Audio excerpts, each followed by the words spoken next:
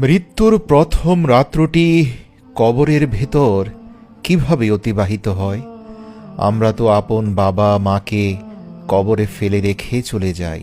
কবরের প্রথম রাত নিয়ে রাসূল সাল্লাল্লাহু আলাইহি ওয়াসাল্লাম বলেন, বান্দাকে যখন কবরে রাখা হয় এবং তাকে কবরে রেখে তার আপনজন শুধু এতটুকু দূরে চলে যায় যে তখনও ওই কবরস্থ ব্যক্তি তাদের জুতোর শব্দ শুনতে পায়, রাসূল সাল্লাল্লাহু আলাইহি ওয়াসাল্লাম বলেন, ঠিক সেই সময় তার নিকট দুজন ফেরেশতা এসে তাকে বসিয়ে প্রশ্ন করা শুরু করে।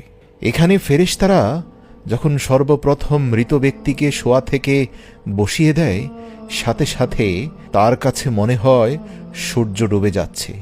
সে বসে তার চক্ষুদ্বয় মুছতে মুছতে বলতে থাকে, তোমরা আমাকে ছেড়ে দাও, আমি নামাজ আদায় করব।